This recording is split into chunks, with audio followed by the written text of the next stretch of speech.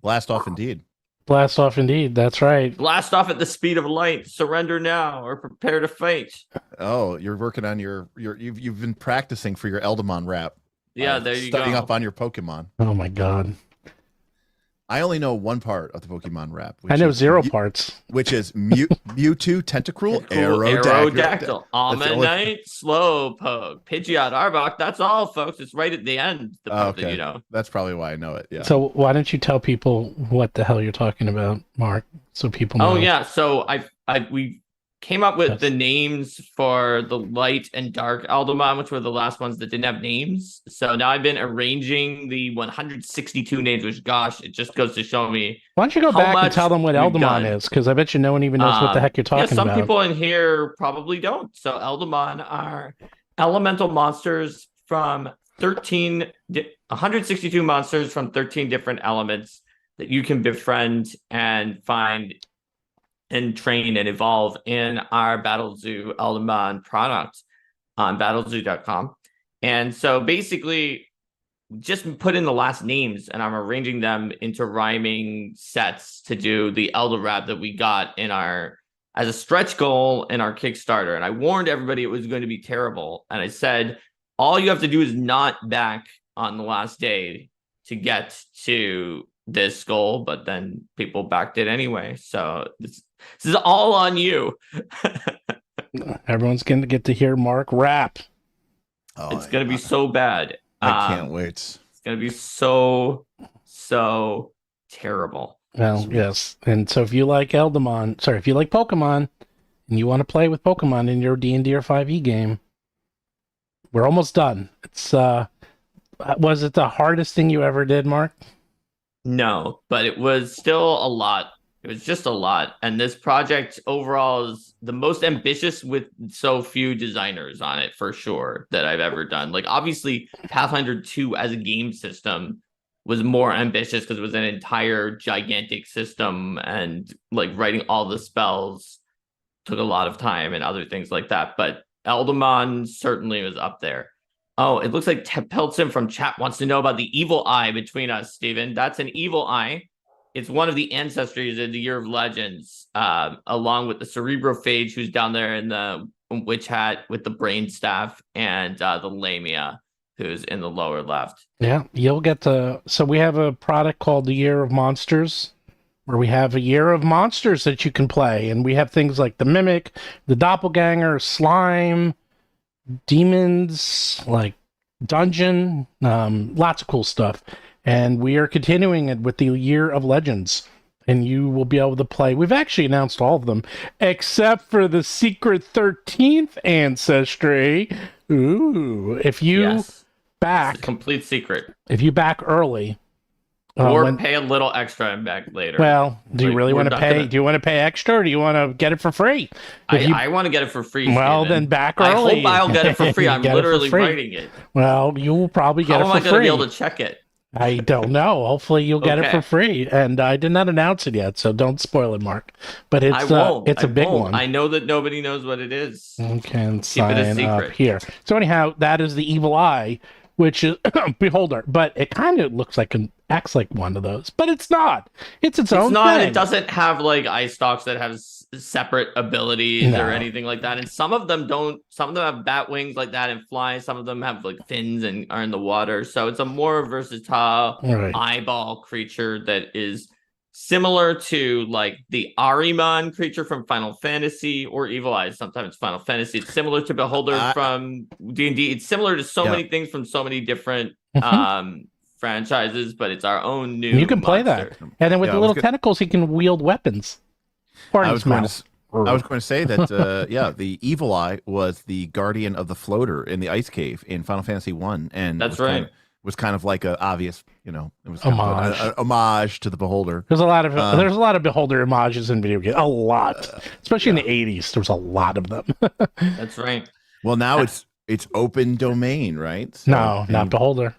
Not Beholder? No, Beholder is not, and neither is Illithid. But that's why we have Evil Eye and Cerebrophage, which are different, and they have their own very different ecologies. Like the Cerebrophage is a Nautilus head and not like a Squid because it has the Incutellus from Pathfinder lore is what it was based off of. And we also have way more tentacles because there you go. Mind Flayers only have Six or eight. Six, and they then only have six. But a Nautilus normally has like how many? As many as you need. I think that like some chambered Nautilus can have like dozens of tentacles, right? Yeah. So that's why ours do too, because they're based off of a Nautilus. Ours, if you want more tentacles, then you want to play ours. Lots of tentacles. All right. That's totally true. I see people asking on the chat, and people have asked this all the time about like whether it would be possible to subscribe or get like part of the year and not all of it. And we're not sure. Well, let me explain how it works. Available. So right now it's like cheese of the month, only you're getting monster of the month. It's monster of the month. You get a monster every month.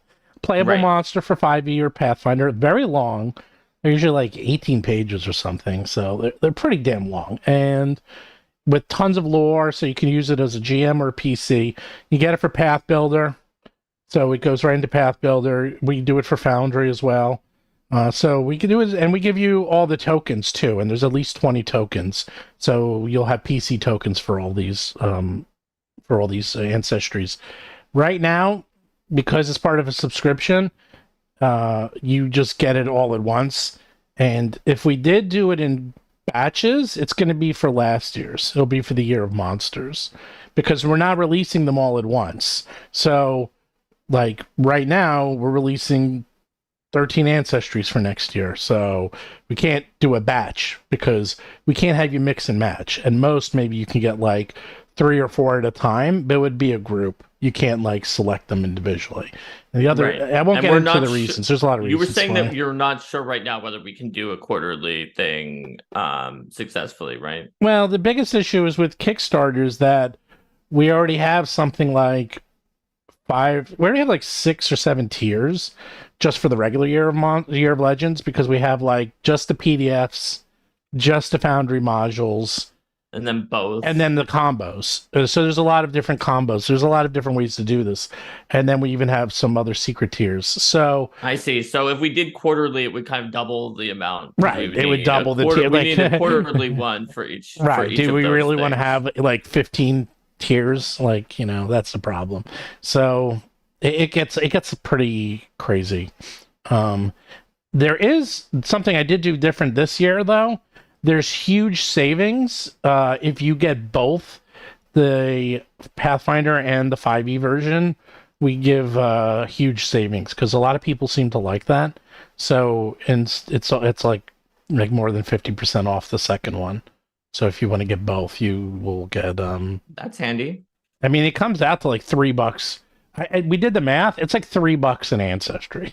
If you get the 5e and the PF2. Oh, that one, it's even less. But yeah, like it comes out to less than per ancestry. It's less than a cup of coffee. It's not less than $3 per ancestry. It's 3 something. Well, if it's 48 ancestries.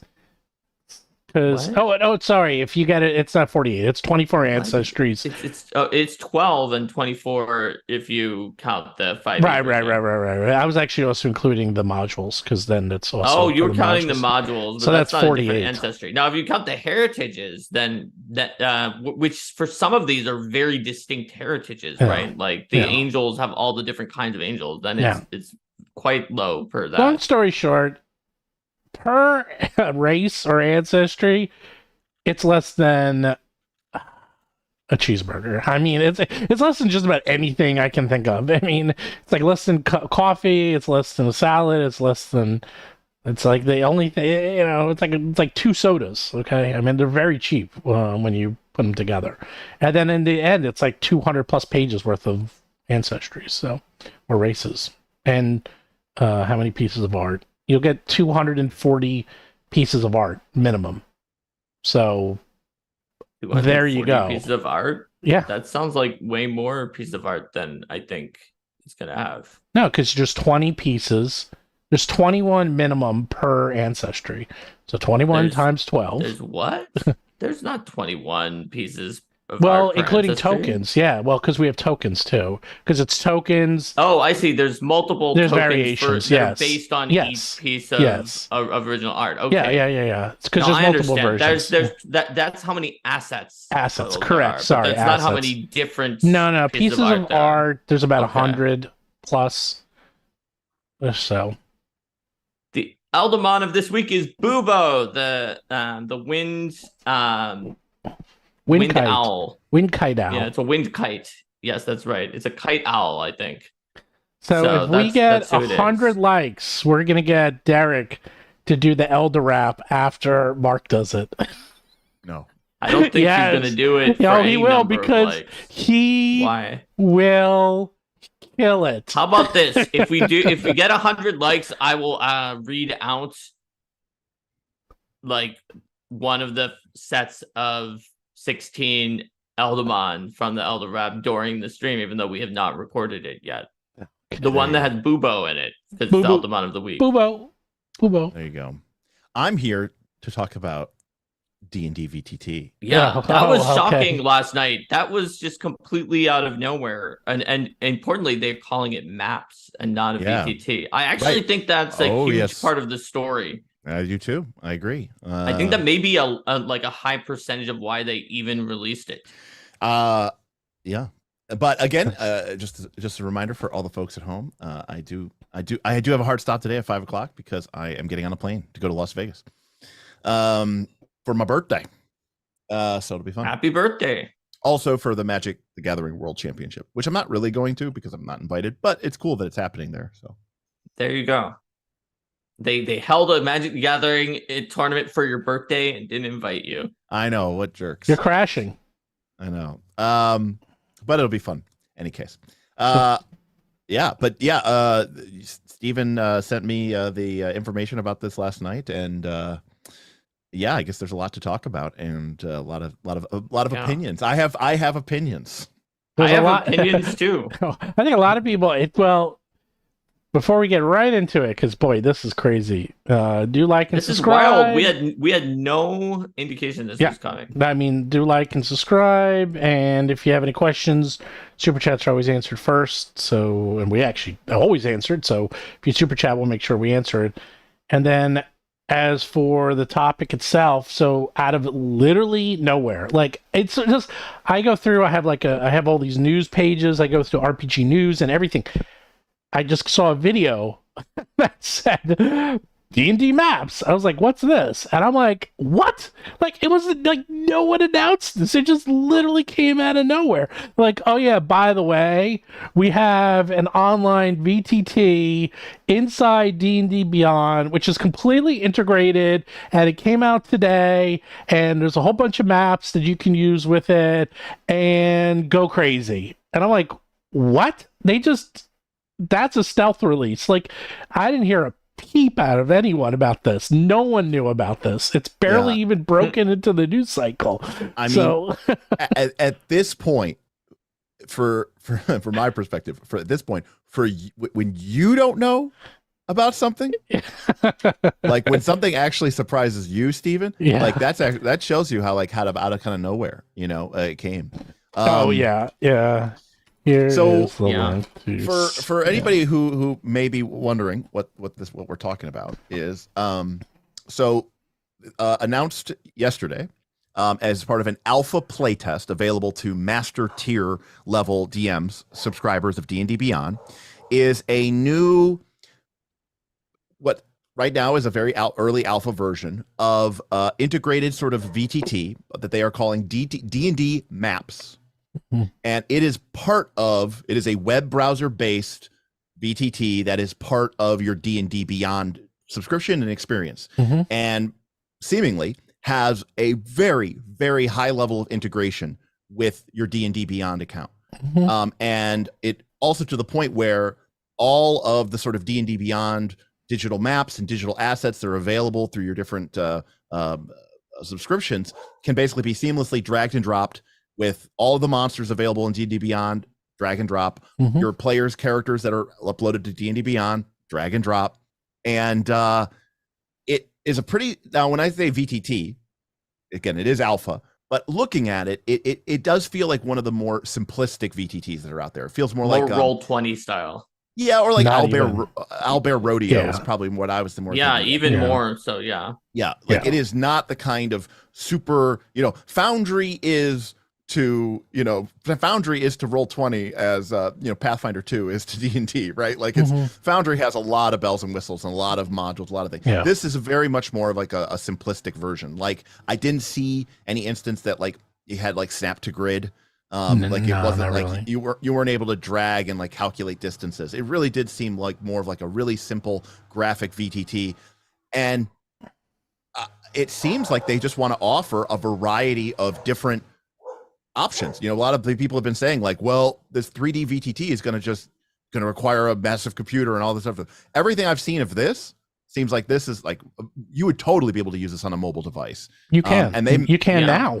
It's out. Yeah. I mean, you can use it. yeah. It's a browser based. You could do it. You can use it on But- your mobile device. You can use it on anything pretty much that uses a Right. browser. It's and the thing is, this isn't something we're talking about. You can use it today. I'm not going to open it I up mean, and if use you are it, a but master tier, if you're a subscriber. master tier, there's a lot of videos. I was thinking, I was going to open it up, but I don't really want to like show it off directly. I think we could just talk about it. A lot of people listen to us anyhow, but I mean, it is. It's pretty impressive. I mean, and when I mean impressive, I don't mean feature-wise. I look at things very differently. I look at it from a technology slant because that's my background. This thing has been cooking for a while. This is not something they threw together. I mean, Yeah. for an alpha release, it's fairly well polished. Yeah. yeah. And I'd the almost integration say seemed it's like an it was early working- beta. It's almost seemed early like beta. it was working pretty decently. Yeah. The one thing is that in terms of all this, I want to make sure a lot of our viewers are aware of everything going on with the D&D 3D VTT. But if you are tuning in for this and you're like, wait, haven't they been talking about a D&D 3D VTT? Didn't Steven say that it looked bad in some ways on a previous episode, but this time saying a VTT looks good? To be clear, this is a completely different offering that just popped out of nowhere. In fact, they have named it D&D Maps rather than saying it's a VTT. And Cheese of Ages made a joke in a super chat. Wow, D&D Maps, I've always wanted directions to search for Baldur's Gate. I keep getting lost on the way. And I think that the fact that they're calling it that is part of a strategy. It is. Because I think that they want people to think of the idea that one of those Owlbear Rodeo or even Roll20 style, somewhat lower feature VTTs, to call them a map and to call what we were calling in that previous episode a true virtual tabletop or something that looks like an actual table, to call that a virtual tabletop, because that's an experience only they are currently offering. And right. if they can get the terminology to be like, oh, the D&D one, which is, it's got the name brand, so it could become the official one. That's a VTT. And then if someone says, look at my VTT, and they're like, that's not a tabletop. VTT. There's no table. That's just a maps. Right. Why should I give you stuff for this? This is just a map. So it could be a terminology like pivot. Absolutely. I mean, you're 100% correct, because again, like we said, that virtual tabletop really kind of highlighted how that's more of kind of if you think about what the definition of virtual tabletop really kind of means, you're like, that looks more like what a virtual tabletop would be. Like if you think virtual reality, like I'm looking at the table, that's that. But then this is your 2D top down sort of standard VTT that we've come to know from Roll20 and from Foundry and from, some of the other things that are out there like Owlbear Rodeo. I think it's brilliant that they're doing this. Also, I have to say that, I appreciate that it's kind of low in feature complexity, but that being said, they do have a roadmap available at their D&D Beyond Maps webpage, and they are talking about including adding a pointer tool and a draw tool and, more session controls and more token options. And they're going to put in a ruler and some integrated token movement options. So, there definitely seems like they are, they have a feature set list that I think most of us would consider to be required.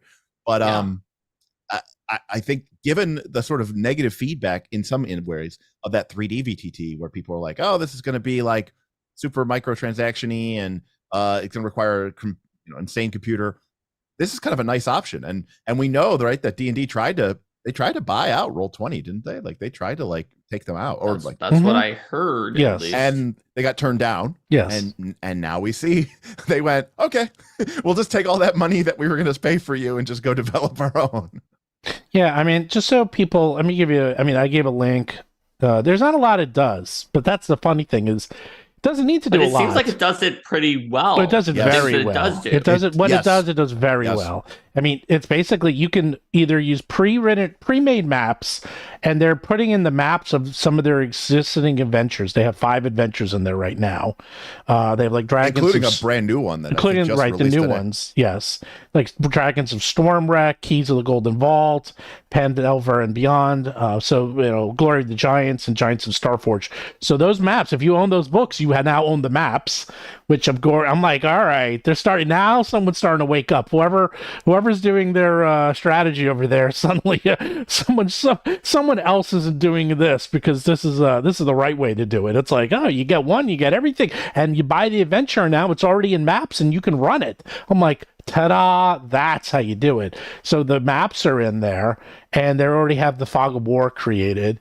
You can upload tokens, or use existing D&D Beyond tokens or assets. You can use the existing monsters in D&D Beyond. And the thing is, this is super, super integrated with D&D Beyond, which is really hard to do. Like this is not like, oh, they just threw this together. I'm like, no. As someone who does integration all day, it's a nightmare. And I'm like, they've been working on this for a while. Like, this is, whether this was an internal tool or this was being developed earlier by D&D Beyond and then they scrapped it, or it was a halfway done and then after they were bought out, WoTC decided to continue the development cycle. This has obviously been cooking for quite a while. And right now, it's basic. Like, anyone can move anyone's tokens. There's no drawing tools. Like, it is as basic as you can be. But believe it or not, that is all you kind of need, at least in the beginning. And this is the big secret, okay? Which we actually have not talked about once, really, is that all these other VTTs, like Roll20 and Foundry and everyone else, they have to build an open source concept that works with any gaming system. So it's extremely hard for them to build it, because they have to think about every single instance of every system and how it can integrate with their VTT. D&D and WoTC do not need to do that. They only need to worry about one game, and that's D&D. So they can just build it to their game. And that really helps a lot during the development. Like, they don't need to worry about this working with any other system. They just needed to be able to upload some assets, which already works, by the way, upload maps, which also works, by the way, and connect your D&D rule sets and characters and monsters, which it does. I think the way it connected to people's accounts is actually the strongest. Oh, yeah. This, in terms of when you're trying to get someone who's, just like going around doing D&D Beyond, maybe they're new and they just subscribe to it, to get into being able to use your tool, friction is a big problem. Mm-hmm. Like, we talk about Foundry VTT, which is more or less one of the best possible options for Pathfinder 2. It's got tons of it's designed well, it's got tons of features, but it's got a lot of friction. I have to tell you that it's not easy necessarily to get people into it the first few times. That's its weakness. And this map seems like it is designed to decrease the amount of friction by, it gives you things that are just tied to what you already had. I watched a video of someone who was not just a WoTC doing it themselves, but someone who had seen this suddenly drop and was a master tier and went in, and he could get his characters that he had already created to just be in there and roll things based on those statistics almost right away, load up the maps for the adventures that he already had. And that degree of frictionlessness is very powerful when you want to be a dominant player. Oh, by the way, so someone's asking if I could show the roadmap. I won't. I can't. I didn't really set up I don't have I time put a to link set in. it. We'll put the link in, but I'll tell you what it is real quick. So the roadmap is they're going to add a pointer tool and draw tools. They're going to add in improvements for the tokens. They're going to have game session functionality, implementing session controls and connecting players menu. Because right now it's really simple. Like you basically just invite people that come in. By the way, anyone can play it. They don't need to be in D&D Beyond to play. Only the GM, I believe, needs to have the subscription. They're going to have additional user controls, the ability to zoom in and zoom out, more advanced. Right now they have very basic zoom. They're going to have more advanced options for the Fog of War. Right now, the Fog of War is literally just an eraser, which you can't change the size of. So they're going to make Fog of War more complex. They're putting in a game log, so you can, keep your game log of your sessions over time. They're adding accessibility, dark mode, light mode. They're having, the ability, additional token options, be able to hide reveal tokens, rename them, adding more game data, measuring tools. So you can have measuring tools and integrated token movement measuring. So that will be the standard. Oh, you move 5 feet, 10 feet, 15 feet. Right. Tool improvements, adding a ping tool so you can ping it. And then map browser overall UX improvements. So It sounds like, but even your basic stuff. Right, because even if they implemented all of those things, it's still going to be what I would say is fairly minimalist. I wouldn't say it's like barefoot, but it's a fairly minimalist a piece of tech. And it's very minimal. There's no wall, like some of the walls. No, there's no walls in it. And no lighting. Nothing like that. I think, and they did say they had a really great 20-minute video that kind of covered the features. It was talking with the dev and some of the people in the dev development. They said, we just want to create a blah, blah, blah, play at the table, play in our exciting 3D virtual space, play with maps. But they also said, they didn't call them out by name, but they said, and we are more than happy to continue to work with our amazing partners in other VTT spaces, right? So I think what they're doing is, because no offense to Owlbear Rodeo, but Roll20 and to its, and Foundry, I think they have their niche pretty carved out, and I think a lot of people have invested a lot into those things. If you think of those as being sort of the mid-tier of investment, D&D is basically seeing, there is a room for this really over-the-top 3D virtual tabletop. And then there are other platforms out there that do the sort of minimalist VTT, but none of them have really gained the kind of market awareness that like Roll20 and Foundry have. And so why not offer our own? It's easy to integrate, and then it kind of gives people options above Roll20 and below Roll20. Meanwhile, we're still making money off of Roll20. So, that's D&D making money at all levels. And that might sound like corporate greed, but really it is about offering the consumer choice and how you want to engage with the game. And I think that this is a nice option. And it feels like a reward for investing in your digital D&D Beyond collection for sure. Yeah. This is very smart, because you have different tiers of users, and you need to have an offering for every tier. It's like, do you remember the days of when there used to be a big controversy of offering salads in McDonald's when I was a kid, or actually more like when I was in college. And it was very controversial because they're like, McDonald's, because back when I was young, all they had was just junk. It was like burgers, fries, chicken nuggets. That's it. Like, they did not have any, quote, healthy options. And then it was kind of a big deal when they started to offer things like salad, but it was actually, it was them trying to expand their footprint and giving something for everyone who wants to eat there. And now you go there, and a lot of these fast food places have something for everyone, and that's on purpose. It's like, not every place, but you want to make sure that there is something for everyone. So now they're like, okay, you want the 3D all bells and whistles animated option that's more like a video game? All right, well, we got that. Do you just want a 2D, very simple to use map system that integrates with D&D Beyond? Well, guess what? We got that too now. And I'm like, damn, that is some smart thinking.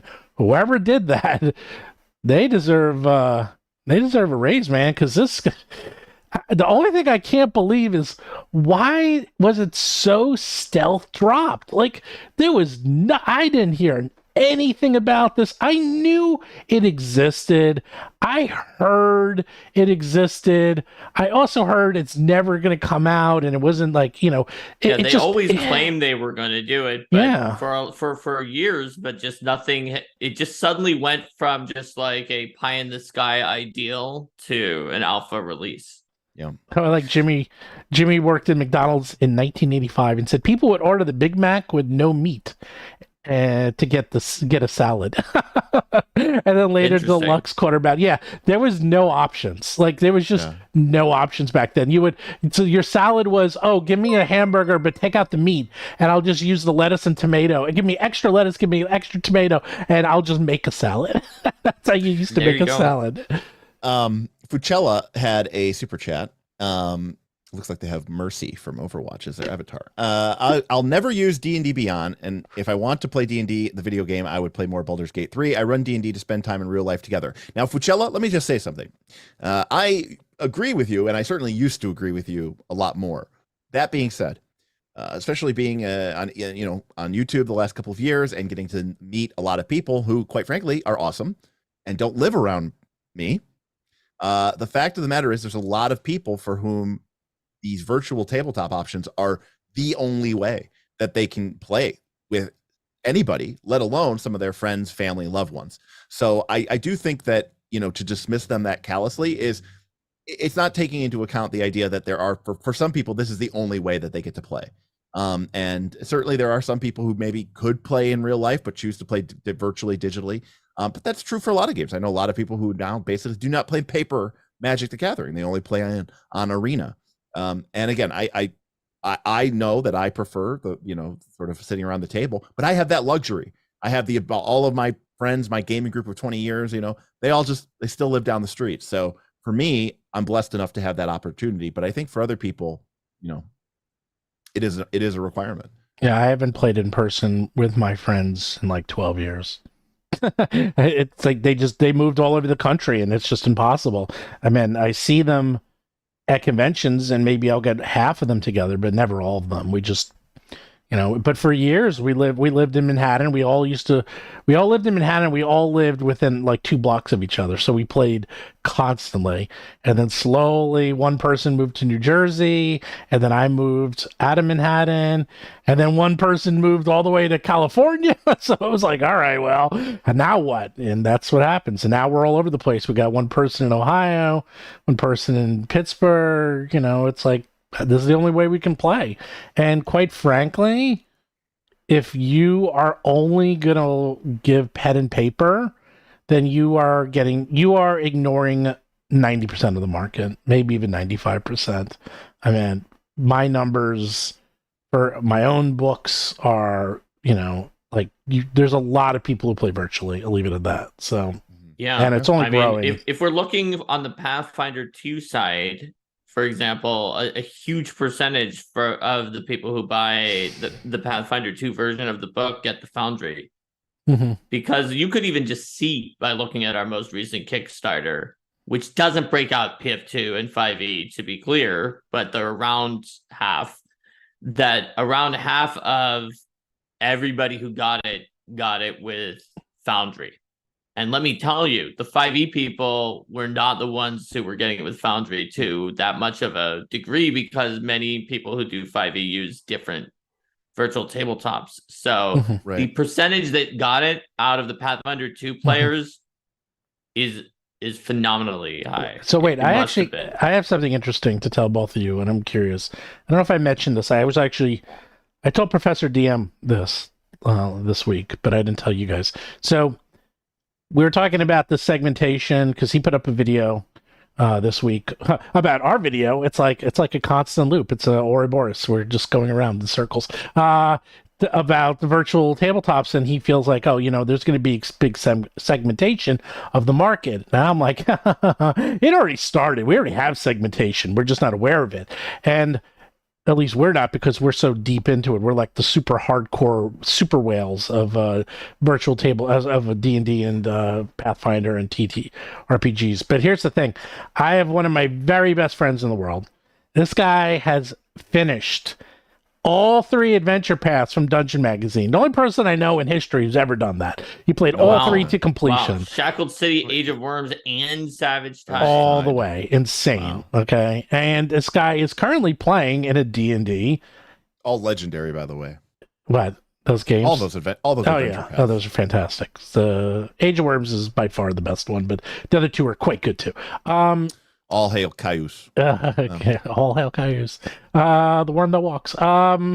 So he's in a weekly game, and he uses D&D Beyond, and everyone he plays with uses D&D Beyond, and they play Roll20, and he's like, oh, and he was visiting me in the city, and he's like, oh, tell me about this OGL thing I heard about. Like, they're just not in it, and this guy's a hardcore geek. We're talking super hardcore. He knew nothing about more the than OGL. Once a week if you were going to be able to finish all 3 of those Dungeon Magazine ones. We're not talking about some casual. Like, this guy's hardcore. He didn't know anything about the OGL. He didn't know anything about any of this stuff. All he wants to do is just play. And I'll tell you, there is way, way, way, way more people like that than there are people like us. 100%. I'm surrounded by my patrons. I'm surrounded by you guys. It's like I'm surrounded by people in the know. Not that long ago, I was up at my game store, and they were having there was I think there were 2. I think there was a D&D Adventure League group there, and there was also I don't think they're like a Pathfinder society, but I think they're just a local group that plays Pathfinder. And the one group was finishing up, the other group was kind of getting started. Like, they were kind of, and like we were kind of chatting and chit chatting, and I brought up this idea of like the OGL or something like that. And no one knew what I was talking about. Mm-hmm. There was like 17 people there, gamers. Yeah. Not a single one had any idea about any of that. It really put things into perspective for me about, I understand my bias. I try to at least be aware of my biases, but man, that was an eye opener for me. Yeah. But so I mean, and another thing too is like, I see people all the time. They play at the table in real life, and they got their D&D Beyond on their tablet or their laptop, and that's even when they're playing at the table, that's how they're playing the game. They're playing it through D&D Beyond, and this is just like literally just saying this is everything that you already do. You don't have to change anything. It's just, now you can play with your friends who are remote, and you just use the same interface that you were using before, that you're very comfortable with. Like a camera manufacturer this week, very smart, Black Magic.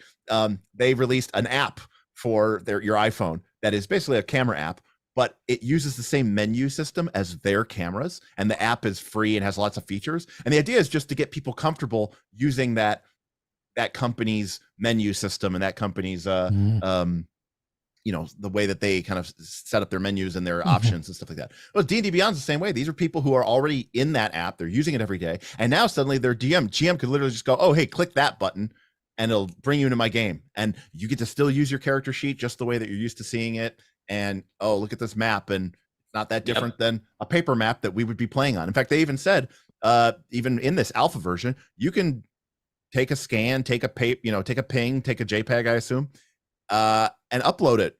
And so a GM can take their own map or something that they made in, Dungeon Draft or Alchemy or whatever, and upload it, and boom, there you go. Actually, they had a really slick looking way to set the grid size. Did you see that? Like that, I thought that was cool. Very simple, easy, intuitive. Just basically like you can drag the size of a medium-sized creature up and down to fit whatever grid size you want, and then it just makes the image that size. And I was like, that was slick. That was great. Yeah, it's all about the frictionlessness. That's very slick. Right, very frictionless, very slick. Yeah. Yeah, as I said, but it is super simple.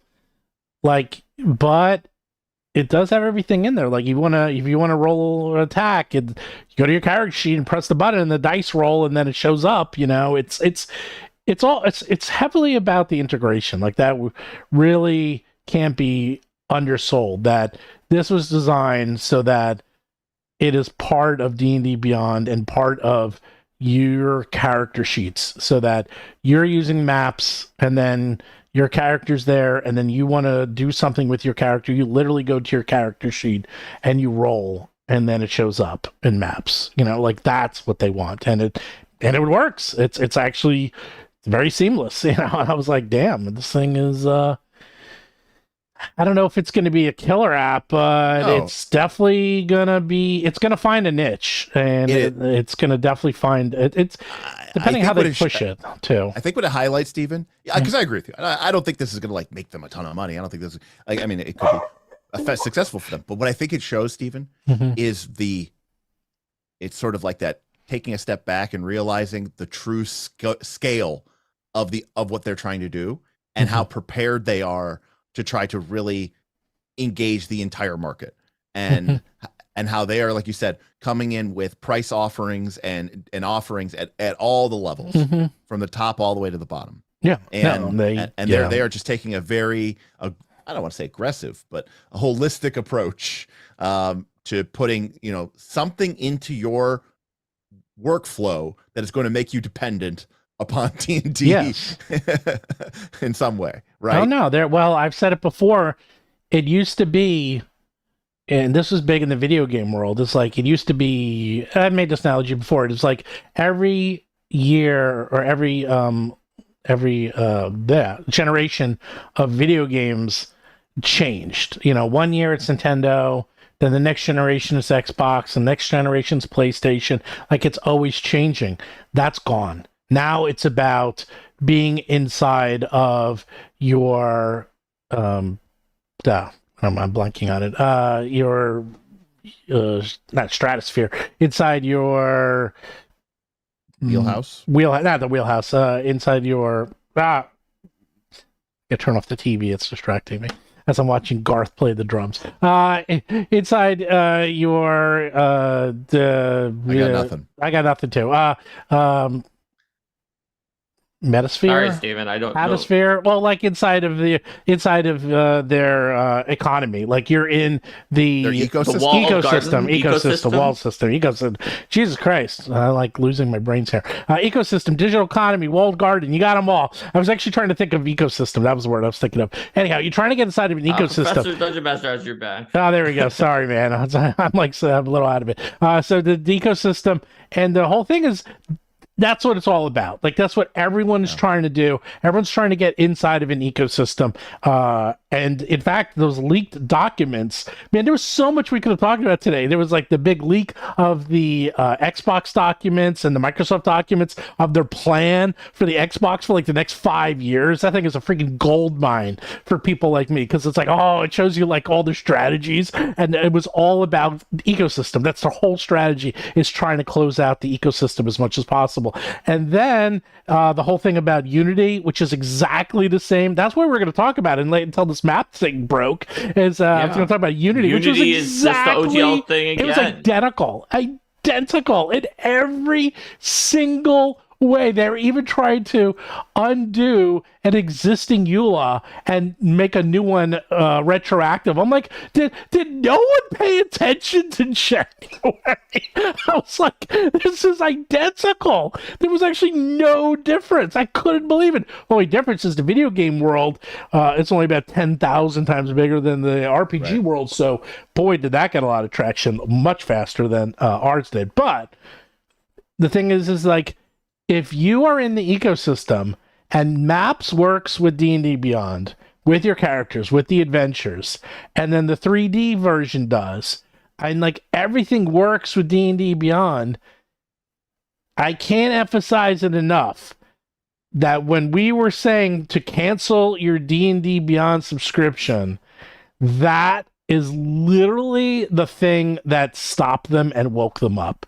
Because they will say it in their conferences, they'll say it in their public statements that it's fine, we don't care.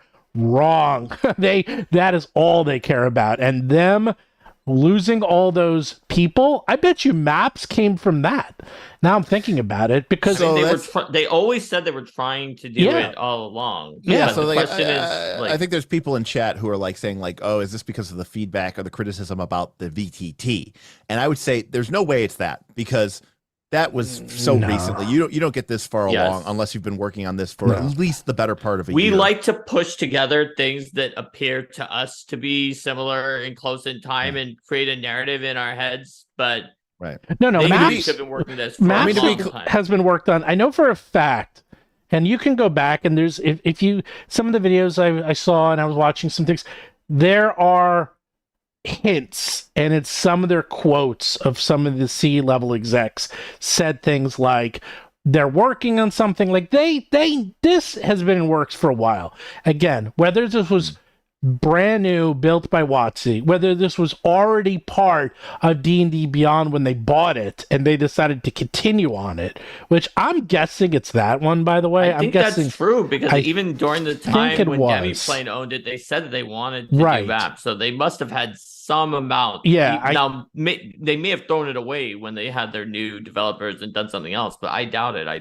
have a feeling this was started by this came with D&D Beyond. Like when they bought it, they're like, "Oh, by the way, here's this tool that we started to work on, but this is as far as we got." And they're like, Yeah, that yeah, that makes a lot of sense. I mean, again, I mean, I've seen people saying that someone was saying that Maps has been in the works since early 2021. I don't know what their source is on that. Yeah, but I feel like this is something that that has been under development for a long time, and it might have gotten a little shuffled around when with the purchase and when D&D Beyond became, and maybe Wizards was really trying to push their 3D VTT, and then someone said "Porque no los dos," and just said like, let's just give them to them, both of them, and like you said, Stephen, somebody there who probably deserves a raise, or probably is already making a lot of money, said, "Hey, why don't we just offer both of these? Like, we have the resources and the capital to deploy both of these, and hey, if you hate one, here's the other." And this is a good way to get people back in, because even I was like, I might subscribe to check this out. Not because I was going to use it, but more from informational point of view. Just to do the reporting on it, I guess. Well, due diligence. Due diligence. They did have a free trial, and I almost did it. I was like, damn it. It's working. It's like, it's working. Like, to be fair, being someone who it. wants to give like news information and therefore wants to try it yourself is a special case, but I do think you're right. Yeah. Well, the only reason I didn't is I found a lot of people last night who were demoing it, and I watched all their videos, and so I saw more than enough. It's not that complex. I don't need to go into it. I know how it worked. I saw several videos that I gave you guys too, and I'm like, that went through it, and it's in 20 minutes you can go through all the features in Maps. It's that little, but it's making D&D Beyond that much more enticing when people are like, look, this is what you get. And that can be part of the strategy too, because, okay, we know for a fact that the 3D system is going to require D&D Beyond, as far as we know. Now, they can change it at any time, but they're going to, at least right now, require it. And they are working on integrating it, which they didn't want to do initially, but obviously now they are. Initially, I think they wanted it to be standalone for whatever reason, but they are integrating it slowly because it's a pain. But they'll be able to say, hey, look, you can get D&D Beyond, and you get all these features. They list out the features, and for a little bit more, you can get the 3D tabletop. So even if you decide later, I don't want the 3D tabletop, I don't want to pay $20 a month, I just want to pay $5 or $10 a month. Well, you still get all these cool features. You're still getting a lot for your money. And that's another part of it. It's like they really need to make this a worthwhile purchase for people to do it. And right now, in my opinion, an online database, I didn't think was that much. Like, I actually had a D&D Beyond subscription, and I was like, like, I didn't think I thought it was a little kludgy, it's a pain to use, and I didn't really love it. I felt it was like okay at best, but it was nice that everything's integrated. Like, that was interesting, and it was that was pretty cool. But once you start integrating your D&D characters and adventures into a VTT, whether it's 2D or 3D, that is a massive, that is the number one request for any VTT. By far, the number one is that, how do I get my characters into the VTT? How do I do I want to input my 10th level wizard? Okay, you know how long a 10th level wizard, or even a 5th level wizard, it's a pain in the neck, man. There's a lot of spells. It is a pain to put all that stuff in there. 10th level fighter, no problem. 10th level wizard, total nightmare. And it's done. You just build your character, it's done. It's in there. Right. And like as an example, like Foundry has like a module that lets you integrate like some of your there's a module that lets you integrate Path Builder. Path Builder, and right? People Path Builder. Love that module, and people bug me because we support Path Builder and they want our stuff to work with it, and it kind of does. But my point is that that's just an example of where like, yeah, someone went and built that. Mm-hmm. They didn't have to, you know what I mean? And like, and if someone stops updating that, you know, like there used to be, for example, the PDF stripper, PDF stripper, right? Who was that awesome gentleman was actually a member of the Knights of the Last Call Patreon for a long time.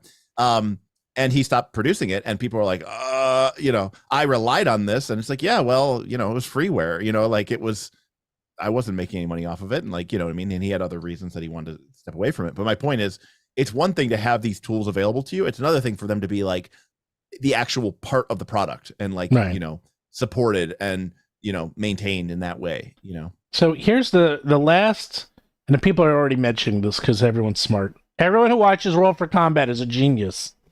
Give yourselves a hero point and a pat on the back. They're all asking about homebrew and third-party support. That's the last tier. That if they get that in, if they get in the full third-party integration, I don't think with maps they're going to do that. But obviously with the 3D VTT, which they already said they're going to do, they're already going to have a marketplace. They get a marketplace in there, and obviously they take a piece of all the sales. That is it. Like if the VTT is really good, now it's going to really become robust. You have said, I believe that you have said on this channel, that getting stuff to work with some of these other platforms can be a pain in the ass. Yes. Right. Yes. Like you're talking about like you have to use very archaic. Roll-20 is a pain in the ass. Exactly.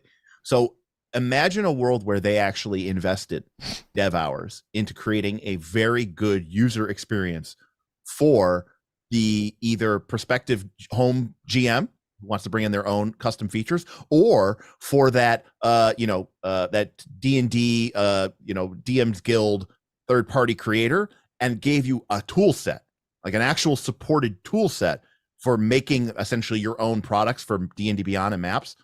That now WoTC is like, yeah, see, now we don't feel bad about the whatever 50% rate that we're taking or whatever it is. But like, I would be worried about looking at exactly what my license, my license that I signed with them for that as a third party person is, though, since it wouldn't be the original OGL. So I would be worried that they would have thrown something in there that can control like my other publications somehow. It's like, by going onto this virtual tabletop, you were saying that Wizards can ask you to destroy all physical copies of your books, right? Because you signed the virtual agreement or something like that. Possibly, but I do think Wizards is going to be pretty, walking on eggshells when it comes to. I hope so. I hope so. I just draconian contracts. I just would be very careful with any new contracts I signed with them. After their lawyers kind of showed their spots, like the leopard that shows its spots. And so I'm once bitten, twice shy.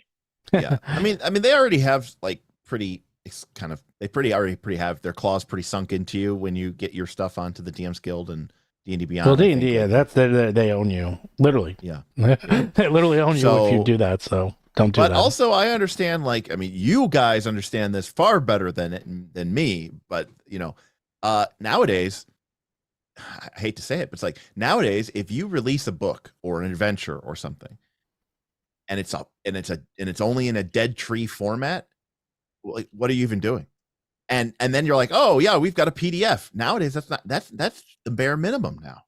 You got to have this integration, because people are like, oh, I have to put it in manually into my game engine. That's like a baby, right? Like that's what we were talking about before about it's like a baby's game, because it's like people are like, I'll just use something official.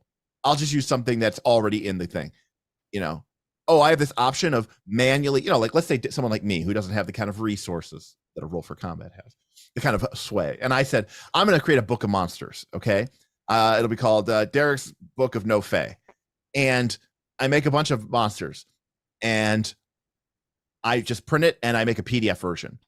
And people go, well, I could either manually input your monsters one row at a time into Foundry, or I could just use the official Pathfinder monster or someone like Battles of Bestiaries, which is already integrated, and I can just drag those tokens into my map. Which one are they going to use? They might like my monster. Battles of Bestiaries Strange and Unusual just came out today for 5e, and now it's out for 5e and Pathfinder. So you can you get that right now.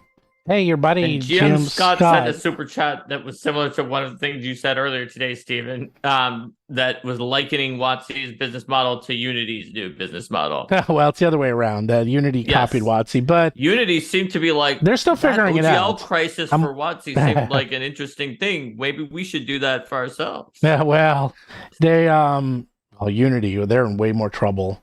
Unity one was more fascinating in many ways because it's just such a bigger market, and yeah. I'm not gonna lie. I saw that. I don't know what Unity is. Unity is here. Like I know that people are like, didn't they learn anything from WoTC? I understand they're trying to change the license on people, but I actually don't know what Unity is. I'll give you the 5-minute summary because people have actually been bugging me. I'll give you the 3 minute. 3 minutes. Give me the 2 minutes. Go 2 minutes. 2 minute summary. Okay. Unity is the game engine that many people use to build their games. There's a little game called Magic Arena that's been built on Unity. There's a Marvel, Marvel Snap is built on Unity. Pretty much about 50% of the games on your phone are probably built in Unity. It has about a 50% market. It's a 3D game. What is it based? Is it a Java? Is it C? No, it's its own thing. It's like it's like a C-based engine. It's been around for a long time. It's its own game creation engine. There's two aspects to it. There's a game creation engine and there's an advertising platform. And pretty much here's the secret of Unity. It's very powerful and is very simple to use. It's also used a lot in colleges and high schools for teaching. It's also cheap. So it's one of those systems that it's cheap to use, it's cheap to buy, it's very powerful, it's got a gigantic support system, it's amazing. And you name it, you probably have half, if not all your indie games are built in Unity. It's incredibly... People are like, it's C#, it's C# and C++, it's C++. Well, the point is, it's its own game engine. And there's a lot of game engines. There's another one called Unreal, which we also know about. Right. Well, it's competition. This one is a little bit more indie and made specifically for... I wouldn't say lower tier, but I don't know what an Unreal Engine license costs, but I'm sure in the hundreds of thousands, as opposed to a Unity license, which is just a couple $100. Well, here's the problem. They went public in 2020. And the problem is once you go public, you have to constantly make more money forever. Forever. You can never make less money than the year before. And they had to figure out how to make more money. So the way they decided to make more money is every single time you install a game using Unity, there's a lot more to it. I'm just giving the really simple. You got to pay 20 cents. 20 cents per install. And people lost their minds because they're like, wait a second, I'm going to lose money on this. And more importantly, how are you counting the installs? What happens if it's a free game? Because I sell millions of free games, and do I have to pay 20 cents per free game? What about charity bundles? What about if they install it on their PC and then they install it on their Steam Deck? Is that 2 installs? You can see where I'm going with this. It went insane because guess what? They didn't think any of this through. Does it sound familiar? Oh, and by the way, starting January 1st, 2024, you have to pay that fee on all games, including games written in Unity 2019. So if you have an old EULA, those are all, we just are invalidating everything. So now you all have to start paying this starting next year. It's like, this couldn't be more similar. Like, am I insane? Did someone literally just copy? And it's even to the point that no one knew this was going on. There was all this internal fighting. It is identical. Like, it is a parallel universe. There was almost no difference between these two. It's kind of ridiculous. It sounds like the same market pressures of a publicly traded company and trying to monetize more led to a similar terrible decision making at the executive level. Yeah. I mean, I'm really glossing over it. I know people are like putting in the comments like it's the publisher's play per install, right? And it's not buy, it's install. So if you give out the game for free, which a lot of people do, or if it's on like Xbox or something, every time they install it, it's 20 cents. So your free game now costs you 20 cents. So someone actually did a chart, and the chart was you can get to the point that you are basically making negative money.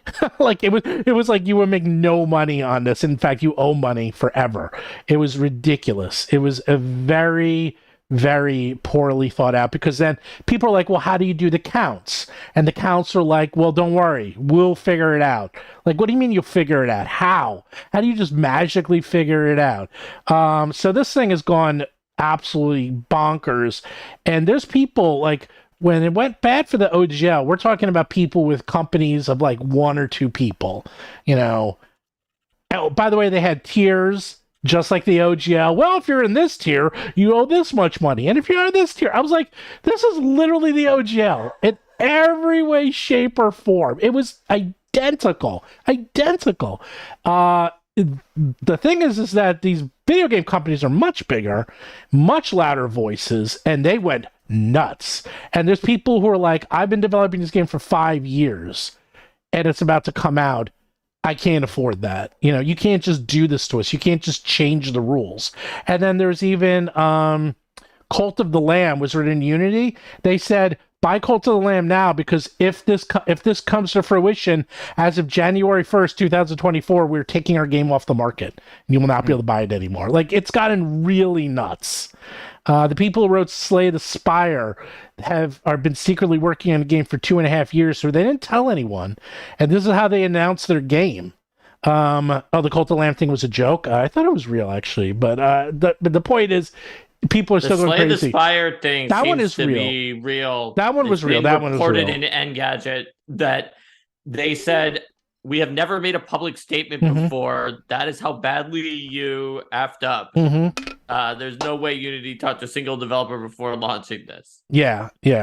And basically, it's identical. It's that they're just trying to figure out. And by the way, everyone's doing this. I just saw something that now they're going to start charging you for returns. I don't know if you saw that. There's other companies that are like, now, remember, returns used to be a free thing? Not anymore. If you want to start returning things, they're going to start giving you a small fee. I'm like, everything's... Three words for you. Late stage capitalism. It's like, it is. It's like, what's going on with these suicidal cash grabs? Not to go off on a socioeconomic political thing, but Zogothor, the answer is that when you have publicly shared, publicly traded companies have to grow. Forever. Forever. Because if I buy the stock at 15, then the stock needs to go up. That's the whole point of me buying the stock. And so, but obviously, the growth is not infinite. Like, that is not something that is achievable or even realistic. Stock in some ways is a game of hot potato, right? Like, you just don't want to be the person who's left holding it at the end. And so as all of these companies have reached a point where they need to keep increasing their share price, and they've kind of run out of runway. So they need to come up with, as you called it, these suicidal cash grabs in order to just keep the bottom line flowing. And that is the long and the short of it. Yeah. And unfortunately, Unity did reach market saturation kind of a while ago. I mean, they've been around a long time, and they kind of are they're kind of plateaued, which isn't a bad thing. They had a really robust, it's like there's nothing wrong with being really big and really powerful and doing really well at what you do. And you'll never get bigger, you never get smaller, except for small amounts. The problem is once they went public, they have to continuously grow forever, and they can't. It's not possible. So, and this is how they grow forever. And this is also why they did the OGL thing. It's like D&D, we talked about this, it was at its peak. And I don't think it's ever going to get to that peak again, at least not for a while. It's like between the pandemic and Stranger Things and Critical Role, how much bigger can they get? Like, that was it. They're pretty much it. And they cannot figure out how to make more money. So that's how they make more money, is by charging everyone. And Disky is saying that, it's nice that people are starting to get, the short of it, Disky, is people are starting to get a little fed up. I mean, that is, we are reaching a point where, with inflation the way it is, and labor, and wages at the way they are going, people do eventually reach a point of being like, all right, you know what? No, like, I think there's a certain innate understanding in anybody who participates in a capitalistic society that, like, people are entitled to profit. That's okay. But when you get the kind of profit margins and pay inequities that we see in today's society, it's like, it reaches a tipping point. And I think that's where people, come in and start getting really, really mad about it, especially when these companies have thrived for so long on the goodwill and support of these customers. To treat them like second or third class citizens and basically just treat them as like another payday, it feels very disrespectful, because all the time the corporation is giving you the illusion that, oh, we care about you and you're important to us, and but in reality, I don't know, Derek. I don't think they're treating them like second class citizens. That's like too good for how they're actually. I'm going to say they're treating them like third class citizens. They're treating them like a piñata. Yeah, that they can beat on with a bat. And then they've got more money in them. Comes out. Yeah, they've got more money in them. Keep hitting them. Keep hitting them. Keep hitting them. Yeah, but you're gonna kill the piñata. You're gonna kill the customer. Kill the goose that lays the golden eggs. I don't care. Yeah. As long as I get all their money first. And that's where we are. Yeah. I don't know if WoTC called them living wallets, but that's a brutal. Number one, that's a brutal term. Number two, I swear to God, that's going to be a monster in a Battle Zoo Bestiary product in the next 24 months. Could be living wallet construct. Could be. But, I mean, now we're going into a whole other thing. Man, we should have had Baron on. But Baron's on vacation, so he'd love to talk about this subject. But I'm sure he'd love to talk about the geopolitical ramifications of all this stuff. I know. It's it's a lot. But the main thing is that once a company goes public, then things, and not only that, even little things like the quality of the product went down, the amount of features went down. Like, people are noticing as soon as it went public, it's like, it's kind of weird. I wonder what's going on here. Why is the product not quite as good as it used to be? There was all this, Anyhow, the long and the short of why even this came up is A, it was an interesting topic, and B, is that by going the other way, instead of nickel and diming, because we kept saying this over and over and over and over and over again on the OGL, is like, if they want this to be successful, come out with a better product. That's it. And if you have a good product, then people will use it. And my lawyer said it to me every time, and he said it a lot when he was on our show. It was like, if you come out with a better product, you will probably be successful. Come out, and that was it. And you know what? I hate to say it, but Maps is the first step, and it's a good step, of coming out with a better product. I was like, damn it. That's why I said I'm like impressed. I was like, you did say that. They have the resources, so they could come out with a better product. And doing that, they don't have to be predatory. They don't have to be necessarily like stabbing all the smaller companies in the back to take the crown that is like already kind of just floating right above their head anyway, because they're the top company. They can just make a high quality product. Yeah, but it's more expensive to do that than it is to adjust the license. Yeah, it takes more work. It's not too late, because as I said, the number of people who okay, a lot of people did cancel.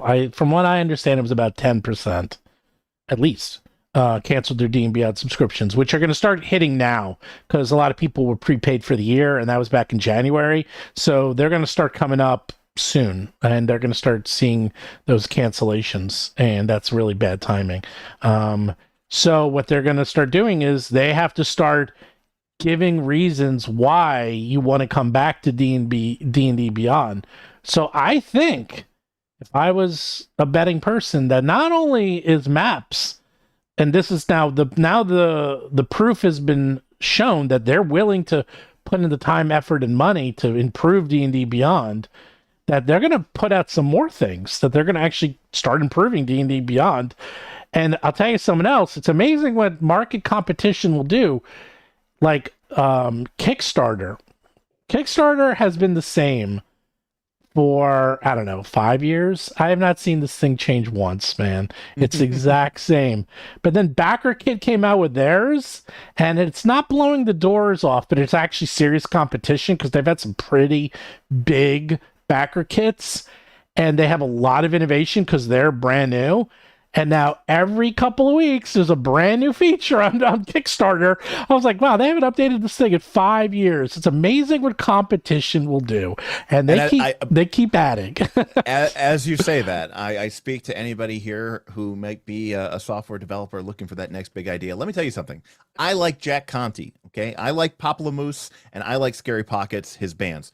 But Jack Conte is the CEO of Patreon. Go make a better Patreon platform, and you'll get my money. Patreon is feature poor and does not have nearly enough support for its content creators and for the amount of money and size that they have. So yeah, I mean, like they got lazy. Yeah, they got lazy. That's exactly right. And they just get, they get 7 or 8% or 9% of my patrons monthly charge, and they throw some money to PayPal as well. And it's just one of those things where it's like, yeah, like I'm excited because I'm like, yeah, this D&D thing, I mean, outside of any issues with the company itself and corporations and all this other stuff, I think the Maps idea, and you're right, it could have been in the works for years. I mean, hell, technically they've wanted a D&D VTT since 4th edition, so that was like 2008. But again, I think having a simple, easy sort of option when you're going and pushing this 3D virtual option is not only a smart idea fiscally, but it's also nice to give players that option. And again, I know it was really simple and stupid, but I got to be honest with you, even like using the manual eraser to erase the fog of war, I get that that's like more of a bug than a feature. I was kind of like that. Mm-hmm. I kind of prefer it, like when I was a kid growing up, all I wanted to be able to do was like have like a fog of war over my map and set it up, but I was like, I don't know how I would ever get deal with it and erase it. Nowadays you have like dynamic line of sight ray tracing, and I'm like, yeah, I could do that, but I could also just erase the fog of war and say, oh, you can see in this room now, and everybody can see it. And I don't know, it's kind of nice. I mean, I kind of like it. By the way, it says Maps. I need to try out more of these simple VTTs. By the way, Maps is behind a paywall, and yeah, it is behind a paywall. That it's not designed for. You're not going to subscribe to D&D Beyond for this only, but it helps if you want to go back to D&D Beyond, or you want to stay with D&D and Beyond. Like D&D Beyond has to keep innovating. Like they can't do all these examples we're giving of of other stagnant tool sets that come out, they capture the market because they're really good, and then they never iterate and they never change. Someone's going to come around, and it has been happening. It's been happening behind their backs. Is that, well, now first there was Roll20, and then there's Foundry, and now there's Albel Rodeo, and oh wow, there's like a dozen VTTs. There was only, I don't know, when I started VTTing 12 years ago, there was one, maybe, I think 2. That was it. And now there's more than you can count. There's so many BTTs out there. And D&D Beyond's like, well, we got to really keep adding to it. And I have to give them credit. They actually do. They do keep adding, and they keep adding features to D&D Beyond. But now they have to really start adding big ticket features, not just like, oh, we got different colored dice. Like, that's not going to cut it. Like, they got to start really ramping it up. And maps is the first step of, like, that's a pretty significant feature. And yeah, you do have to subscribe to the top tier to get it, but that's okay. I think that's fair. I'm like, that's fair. I think that's totally legitimate. It's like you have 2 tiers. One tier is like gets you the basic, and then the top tier gets you everything. Not everyone needs a top tier. Top tier is really for GMs, and the bottom tier is more for players. That's fine. I have no problem with that. I'll also say this. I mean, I kind of respect the way that they didn't announce this.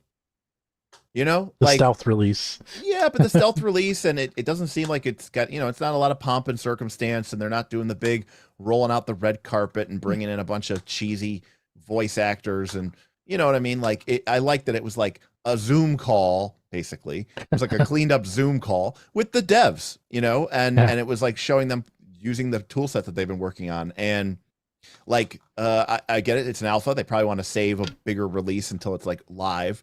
But it really does feel like it's more of a like a quality of life improvement to D&D Beyond than like this like big gold ticket, gold medallion release. So, well, as I said, the 3D product, and the more, especially now, like we were talking last week, it seems like a year ago. Last week we were just talking about like what is this product and who's it for. And we're like, this is kind of a weird product. Is it a video game? Is it a VTT? Like, what is it? Now, with the release of Maps, I'm very clear that, this is definitely its own thing, and it is really more of a video game / its own virtual tabletop. Like, it is not supposed to replace Foundry, or I don't even think it's supposed to replace Foundry or Roll20. I think it's supposed to be its own thing. and I think that their statement does support that. Again, it was at the bottom, and they didn't call out specifically Roll20 or Foundry or whatever, but they did say, we look forward to continuing to work with our partners and, in the virtual space. Like, I think they're basically saying, like, look, yeah, that's fine. They can be there too, That's just a very minimal thing to say, though. Like, if you are licensing and have money in those other people, I'd say it's rude not to at least tip your hat after putting in a competitor. Well, we're talking about Wizards of the Coast here. The same people. You're right. I should give them some credit for that, at least. The game remains the same. No, by the way, the funniest thing, I forgot to tell the favorite thing. So the Unity issue was going to affect WoTC because they use Unity on Magic Arena, so they would have to pay 20 cents every time it was installed on someone's phone. So I was like, it came full circle. Their very own. What would have been full circle is if the 3D VTT was being developed in Unity instead of being developed in an Unreal. I know. That would have been hilarious. Well, that would have been too much. That would have been on another level. And then Wizards was just like, it would have been even funnier if it was being developed in Unity, and then Wizards was just like one of the companies that sent a statement to Unity. He's like, Unity, this is completely unfair.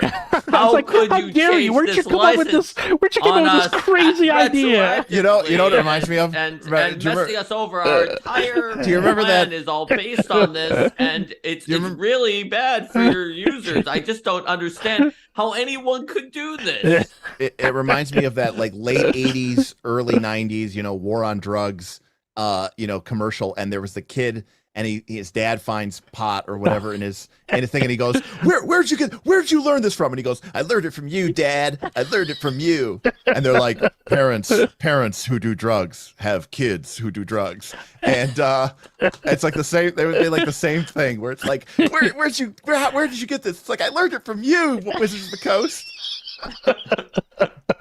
It's like Spider-Man pointing at Spider-Man. It's like Unity and Wizards pointing at each other. It's like, you do it, no, you do it. We'll do it to each other. Yeah. That's right. Hearthstone is built in Unity. Like, everything's built in Unity. Unity is. My ignorance is showing because obviously this thing is massive, and I had no idea. What it was. You say, right, Genshin Impact. Genshin Impact, I believe, is also built in. There's a couple if you look it up, it's like there's a lot of games. Okay, it's one of the major platforms.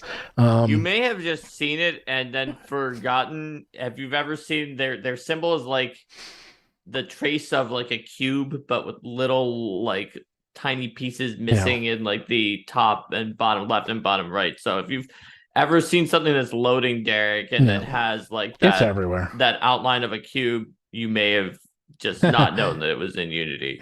It's not Genshin Impact, it's Gotcha Impact. Yeah, that's right. I like gotchas. I have no problems with gotcha games, by the way. I mean, you said that last time when it came up that Derik and I were a little bit more negative toward gotchas than you, Steven. Yeah, gotchas have I mean, you're talking to someone who plays them, and I have no problems with that. Oh yeah, Fall Guys, Among Us. Those are Among Us. Oof. That's a lot of people. That's way too many people. But, you know, and the thing is about Unity, what you see, the secret of Unity is that, man, they really messed up, is that it's taught in colleges and high schools. So it's usually everyone's first engine, and that's why so many things are actually built in Unity, because that's what you learn on, and it's really powerful, and it's really cheap.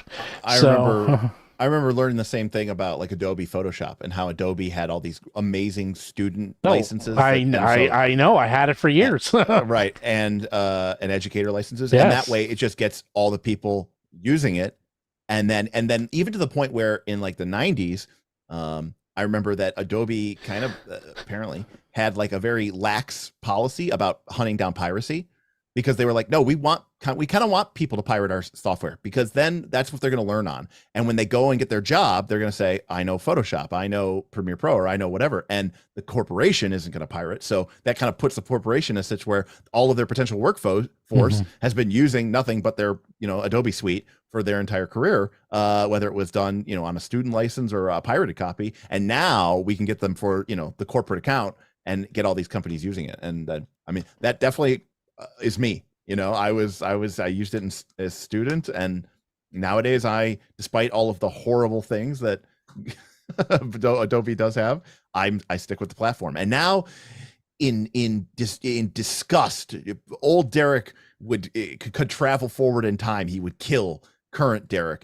because I sit there like a sucker and I pay my $65 a month for my stupid software as a service, and I don't own shit. And by the way, Adobe is it sounds like younger Derik is like a jerk, that he murders people just for Adobe's software. Adobe's super litigious now. I'm saying like back in the 90s. Oh yeah, well, sort of. You know what there was? It's funny because it was like $1,000 for Photoshop, just for Photoshop, and we're talking about $1,000 25 years ago. Okay, that's a lot of money back then. Now it's a lot, but back then it was really a lot. And if you had a student, and I used to go to the website, because if you had a student in kindergarten, you can get the student discount. And that's what I'm saying. They were that was the whole reason I had kids, is just to get the student discount for Adobe products, because they're so damn expensive. Man. So Derik, also a lot of people in chat said that high tier licensors of Unity like Pokemon were allowed to remove the logo from their games, if you get it part of the reason you never heard of it, because the top games just didn't even have that logo. I don't play video games at all. That's the reason why I don't. Yeah, there's tiers. Like every game that you guys you heard of Unreal Engine. I did, but that's because I used to play Unreal, which is old enough that I actually played it. And there's no Unity, and there's no Unity game, just an engine. That's true. That's right. We're only up to 96 likes. If we get 100 likes, we'll have. We're lucky. I don't have to do any portions of the Elder Rap. Well, yeah, you won't get to hear Mark Elder Rap. Don't add any. You don't want to hear Mark rap. It's a shame. I have a tangent. We got 100 likes. Oh no! That was quick. Yeah. I have a tangent from like an hour ago. Yeah. We were talking about Age of Worms. Yes. And Age of Worms, of course, being a adventure path that was published in the pages of Dungeon magazine while it was under the helm of a then nascent Paizo Publishing, before they became Paizo Publishing. Who wrote the first adventure? Best low-level adventure ever written. And someone in chat, I don't remember who you were, but they basically said, "Oh, that's great to hear that it's awesome and it's one of the best ever, because I blah blah blah converting it or something to Pathfinder 2." I'm curious, Mark, but Stephen as well. Obviously, there are analogs, and you can convert a monster from Pathfinder 1 to Pathfinder 2 because it might have an exact analog, or you can make enough of a fix. But do you think that the nature of Pathfinder 2 is different enough from Pathfinder 1, particularly when it comes to things like resource recovery, namely hit points, focus points, that type of stuff? Do you think that that changes the structure of the adventure in such a way that simply doing a one-to-one conversion is a flawed approach? Well, let me answer, because Mark's answer is going to be way longer than mine. There are lots of conversions for Age of Worms already for second edition, by the way. But that's not what I'm asking. I know. And I've seen them all, and they all do it a little differently. That was my point, is that some just do a one-to-one. Some people rewrite it, and I don't know what the answer is, because I don't think there is one way to convert it. Everyone has done it differently, because I've actually looked those up because I've been curious about them. There's even a podcast, an actual play of someone doing Age of Worms. I don't know if they're doing it first edition Pathfinder or second edition Pathfinder, but there is someone doing that. But Mark would be the man to answer this question, and I'm going to take a break because he's going to go on forever. I'm going to go over here. You talk, So Mark. I would say that since 3.0 and 3.5 and Pathfinder 1 were all very similar games to each other and had a challenge system that was nearly identical. Not exactly, but nearly. Right. Close enough. And given that Pathfinder 2 created an encounter builder that is actually fairly similar to the way the challenge rating was supposed to work in 3.0, 3.5, and PF1, but never did because of some fundamental flaws in just certain ways things scaled, it means that you actually can run closer to the original than you might think. And that's because of the fact that whenever you're making a new game, you can do whatever you want. And 4E, for example, 4E D&D does something very different. But 3.0, 3.5, and PF1 all purported that two creatures that are 2 levels lower are about as strong as one creature that is 2 levels higher than they are. So like 2 CR3 monsters and equal to 1 CR5 monster. Right. And the fact of the matter is that PF2 was carefully engineered, but in a way that was attempting to do the same thing that was not necessarily successful in those other games. And I think that we succeeded at more. Obviously, it's never going to be exactly equal when you deal with action economy versus strength. So because it attempted to do that, you can hew closer than you might imagine. Whereas if you try to convert them to 4E or 5E, where large groups of enemies scale up in difficulty a lot. For example, 3 Otyugs, which are like a level 5 in Pathfinder and a CR5 in D&D 5e. In Pathfinder, 3 Otyugs is like an encounter that is roughly the equivalent to like a 1 level 8 monster. But in 5e, it's roughly in the original, which they admittedly changed it to make it not quite as problematic for large groups, but not by much. It was equivalent to like a level 15 monster, supposedly, which was like kind of absurd. It's gone down a little bit since then. But what about the actual like pace and structure of those encounters? Because that's within an individual encounter, so that's a good point. But like, if I'm thinking back to like my 3rd edition hat, right, or my 3.5 hat, if I was creating a series of encounters in a dungeon or other sort of site environment, or maybe it's part of some sort of adventure path, right, I have to take into account the fact that, okay, you know, they're going to fight this, you know, EL6, and you know they're going to lose some hit points, and they're going to lose, you know, some spell slots, and when they go into the next fight, they are not going to be at full. They are not going to have all of their resources back, and so, you know, I might have toned down the difficulty because I might have 3 or 4 or 5 encounters that in Pathfinder 2 terminology you might call low to moderates. And the idea or is trivial, that, actually. If you look back at PF1, 3.5, and 3.0, they had a lot of encounters that would be considered trivial by PF2 and that would be considered something that's akin to trivial, even by their own systems, but they just threw in tons of them. Yeah.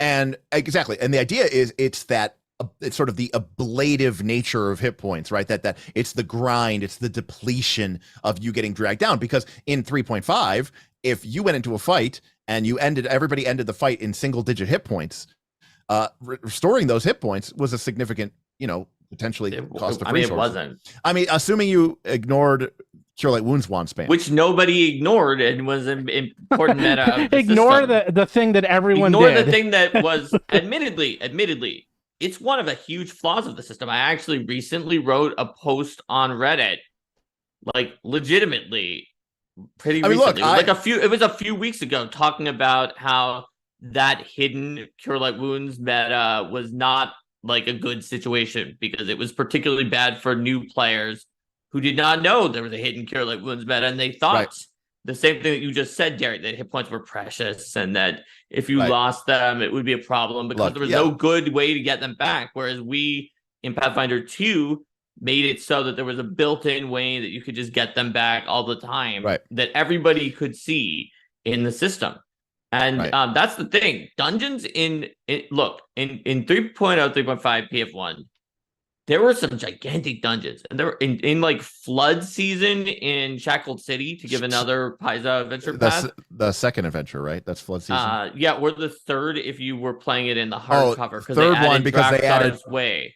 You're right. It's Life's Bazaar, and then it's Drakthar's Wave, which is that bonus adventure, and then flood season. Flood season has a what should be a very strict timetable on you to deal with this before the eponymous flood occurs.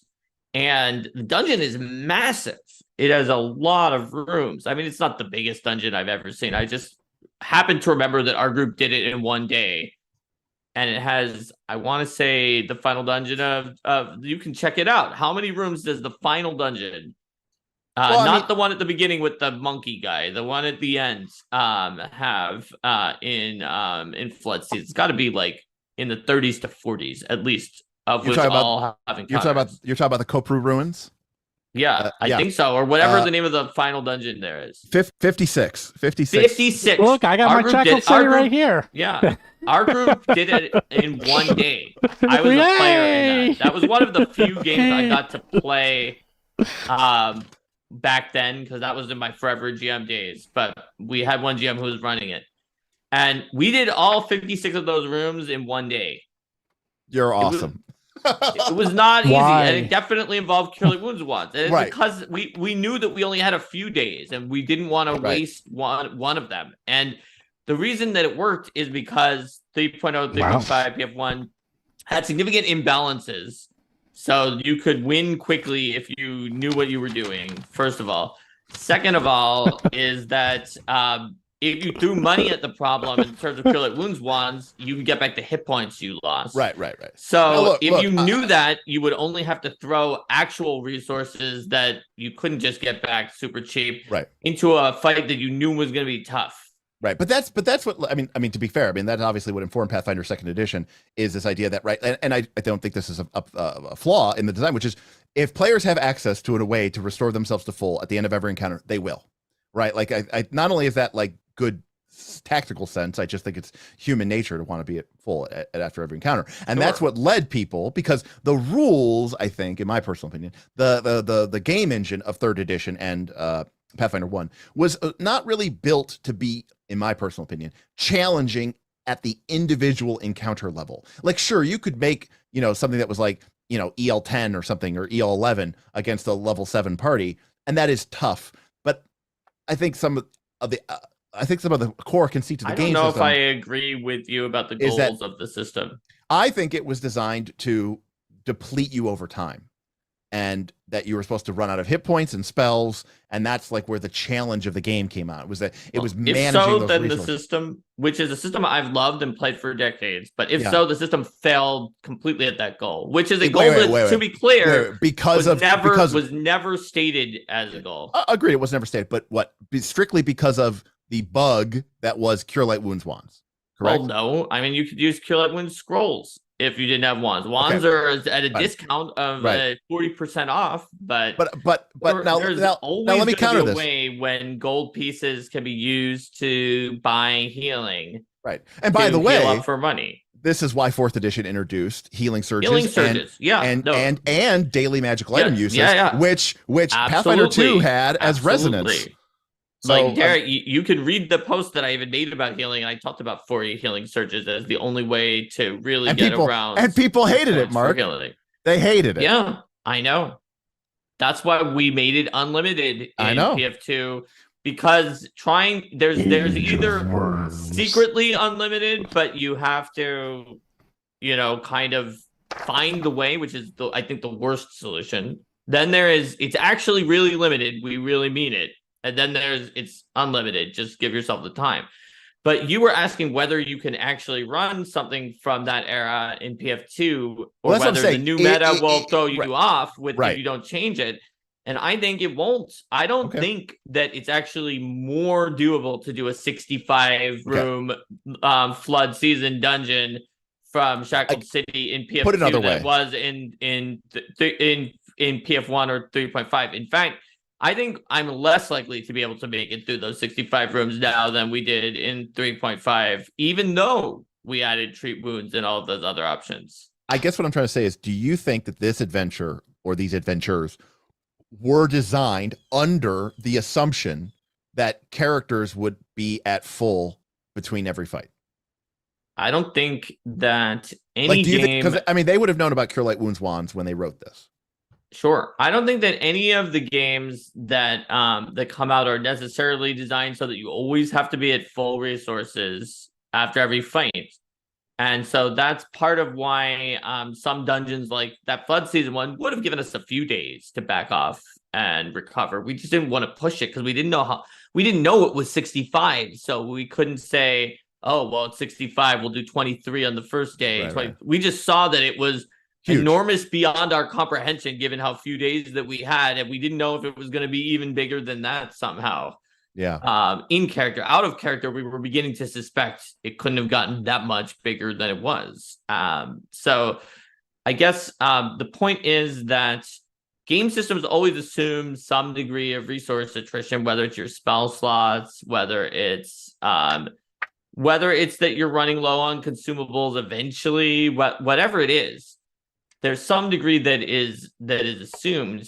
But it is true that in PF2, the recommendations for GMs do involve putting in a higher percentage of meaningful encounters to trivial encounters that are just hoping they'll take resources, which they might not. Yeah, I think I heard Michael Sayer say recently that I think the expected encounter day in Pathfinder 2 is 3. So that is something that has been taken out of context. To be fair, he said it I think on Twitter or somewhere where it was easy to take it out of context. Yep. But there was I was there when we designed the encounter building system. There was absolutely no expectation for the number of encounters that would be in the day. There was not 3, there was not 4, there was not 5, there was not a number. Was there 6? And the reason was because everybody who was there knew that, just like on your computer, when you have a progress bar that is just made up to make you feel like there's a progress bar, telling a GM a number of encounters they need to do in a day, it's just an illusion in any of these game systems. And it's one that not only is an illusion, but it's actually, unlike the progress bar on your computer, literally harmful because of the fact that it can be used as an excuse for bad situations on either end. And it's not a game system that actually forces you to go around a certain number of encounters is fragile and not as versatile as it should be. Plus, encounters drastically depend on what order you do them and how your group relates to the things that are in the encounter. So, for example, one severe encounter followed by 11 low encounters is completely different than 11 low encounters followed by one severe encounter. Because you have all the resources for the severe, you use them, and then you know that they're gone. And when you do the 11 lows, you realize that they're gone, and you don't have the character that I have sometimes referred to as Jane, who's out there meteor swarming the easy encounter. Whereas if you do the 11 lows first, Jane can run out of all of her spells. before you get to the severe. All right, enough of that. Right. By the way, Derik and I are having a little geek off with our Shackled City hardcover books. I gotta ask. These things are great. This thing is so good. I love this book. I haven't opened this up in 10 years. I love it.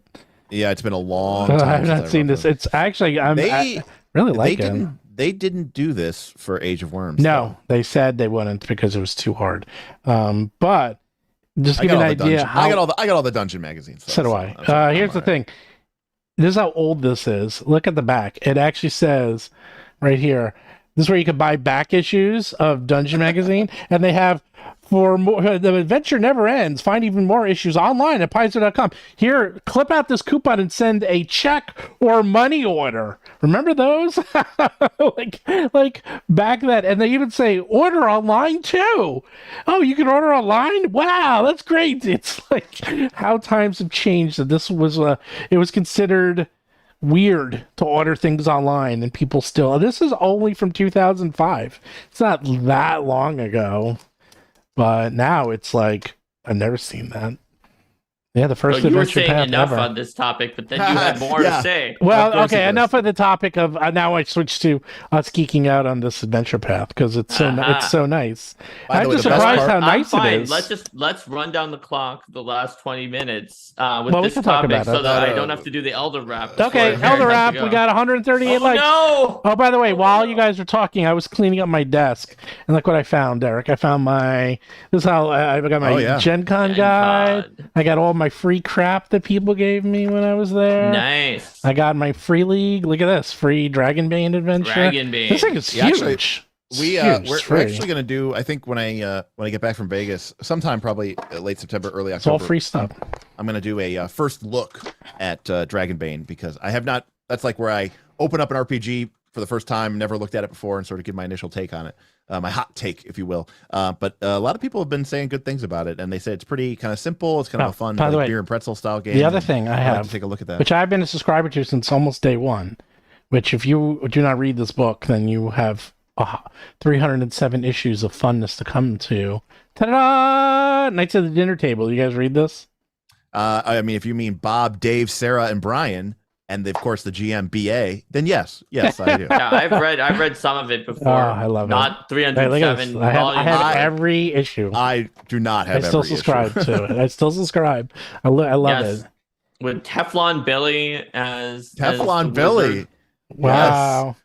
Yes. With a sidewinder fireball Mark 6 or whatever. And what was the name of the fighter? Was it L something? L Ravager. L Ravager, that's right. You guys are really good with the names. And the thief was just some kind of diminutive-ish name. No, yeah. He comes up with a new name every time he dies. Yeah, because he keeps dying. Right. Yeah. And Knuckles. There you go. Like Knuckles the 8th. Knuckles was the main one. I waste him with my crossbow. Yeah.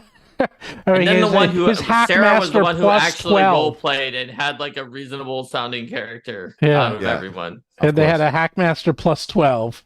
Yes, that's right. And then there was a side story where he was going to find the sheath, and the sheath would give him make it a Hackmaster plus 15, and it was like a demon who had the sheath, and they're like, what? It was so crazy. Wasn't there one where there was like a troll on a bridge asking for money, and then Brian just fireballed the bridge and the rest of the party members to level up, and then they rolled up we can look it up. The Hackmaster. Hackmaster's like the worst game ever. It's like it's so hard. It's impossible. They made it. It's like let's make a game that's impossible to play on purpose. Exactly. There you go. The whole point of it is that it is exactly what you just described. I know it's impossible to play. It's just like completely and totally ridiculous. All right, here we go. Hackmaster plus 12, the Ravager. There's actually a Hackmaster plus 13. Well, there's a Hackmaster plus 9, and then he did something and he got it up to a plus 12.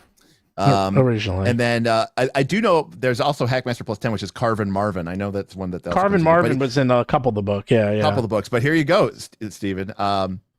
There is the Scabbard of the Ages and the Pommel Stone of Vladnir, and it's if you have both of them, if you have the Scabbard and the Pommel Stone, if you add this stone and scabbard combined add an additional +3 to hit rolls and to damage rolls to all attacks with sword. Thus, a Hackmaster +12 would essentially become a Hackmaster +15. So you got that exactly right, and that's very, and what's more impressive is you got that right from the comic books, not from the actual. I'm bad with names, but I'm good with facts. If that makes sense. Like I'm very bad with people's names, but facts I'm good with. But yeah, the man, weird thing for me is I can get names years. if it's written down in a book, right? Like because we name those characters. Oh yeah, I'm bad at that. If I see it written, I can get a name. If I meet someone, I can remember their face. But if I meet someone and also hear their name, I can never connect the faces to the name. So sometimes I have like a separate database of things that I've seen that the person with that name has done written down, and things I know that a person with that face has done in real life, and I can't like realize that they're the same person. Yeah, no, this is if none of you read Knights of the Dinner Table, it's hilarious. It's great. It's a classic. And this is actually where the meme of I attacked the gazebo came from. Also, the head of Vecna also came from this. So if you've ever heard those memes, now you know. All right. Did they really come from there originally? Oh, the gazebo did. The gazebo, yeah. The gazebo is because it's like it's like issue number 1 or 2 is where he goes like, "Oh, I'm attacking," and he goes into some detail, and he's like, yeah, but I mean, it has the gazebo, but I thought that the gazebo existed. That the story of Eric and the Dread Gazebo existed before that Knights at the Dinner Table about the gazebo. Well, it's in one of the very first issues where they attack the gazebo. Now see, but I'm pretty sure that the Derik and the Eric and the Dread Gazebo was like 1985. When was the issue where they attacked the gazebo? Well, was it after that? Well, maybe they didn't originate it, but they popularized it. Yeah, I think that they are one of the people who like they've been around 30 years. They've been around 30 years, so. But I don't think that they're the ones who were the originators. It's very difficult to remember. All right. Mark is right. Yes, Mark is correct. Oh, okay. The Tale of Eric and the Dread Gazebo was the inspiration for the first issue of the Knights at the Dinner Table comic book. So there you go. Got it. So there you go. Well, it was a combo. It was a combo. So a couple of clarifications in chat. So Boyd Battle says, didn't I Attack the Darkness come from that as well? No, that came from another source of nerd culture, which is 8-Bit Theater, which was written by is it Brian Clevenger? No. Who did 8-Bit Theater? No, 8-Bit Theater was Clevenger. No, but who wrote I Attack the Darkness? Who wrote that? I thought the Dead Alewives did Attack the Darkness. That's what I was saying. Not 8-Bit Theater. But that's correct. Did Dead Alewives take it from 8-Bit Theater? No. Attack the Darkness, that script was written by Dan Harmon. Oh, okay. So I'm pretty sure the Dead Alewives are the ones who said I attacked the darkness with magic missile. They are, because it was originally an audio recording, and only like it was like super low, deep. Get it, it was very on the inside. And I had heard the Dead Alewives Tower welcomes you to an actual session of Dungeons and Dragons. We can now watch closer as you can see younger people being drawn deeper and deeper into the bowels of El Diablo. Watch the previously unviewable as an actual game session of Dungeons and Dragons begins. Hey, where are the Cheetos? Did you forget the Mountain Dew? Yeah, listen, I've listened to that skit a million times. I've seen it, yeah. And I forgot what the video game was they used for the animation. It was like Summoner or something. Yeah, Summoner. That was it. It was Summoner. Oh, wow. For the animation. All right. So I have a flight to catch, so we have to wrap up, but I believe Mark owes us some sick beats. Yes. Oh no, I thought you were gonna have to leave. We got 12 minutes. Hurry, Mark, go. All right, here we go. Everyone, if you want your ears not to bleed, you probably should mute this, I guess, or like run away. So here is one stanza of the Elder Rap. Eldamon, go. Eldamon, ready, set, go. Oncrob, Kinglong, Larvae, Perchelawat, Luciola, Cephalocus, Suricabicillot, Solio, Peepkin, Botoshan, Boto, Simiens, Fenrice, Apamare, Bubo. Chillot, represent what? Yeah, there's Chillot. Chillot, represent in the house what? Oh, wait, I got my Chillot too. Mark, I'm not going to lie.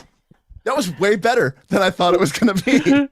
It was? Chill out. Yeah. That was good. Okay. You have a chill out too, Mark, but you got to get up for that. There's actually a problem. If it's actually good, then we won't have delivered on Our Kickstarter specifically said that I was going to do a terrible Elder You, Rap. you did a great job of taking the Poke Rap and matching the flow to your IP, and I've got 162 of those. wow.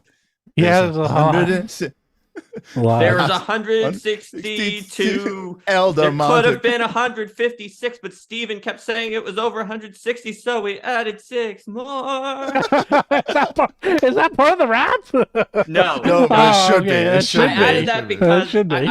I mean I didn't make it literally the Elder Rap because like that's their thing. So No. I made something, I made our own rap that just has our Eldamon in it, and it just says in between, in the original Poke Rap, they had the two guys who were just like complaining about how many Pokemon the one guy had to say, and the other guy wasn't working hard enough, or whatever random crosstalk they gave. I didn't do that. It just says like Eldamon, Eldamon, Eldamon, go, Eldamon, Eldamon, ready, set, go, or something like that in between each one, and then it's got stanzas up to the first 160, and then with 16 in each of the 10, and then 2 at the end, and then it's done. That was the official kickoff to my birthday Vegas weekend extravaganza. Oh no, I'm so sorry that I ruined your entire birthday. I'm Ruined? smiling. I'm grinning. I've got it. Listen.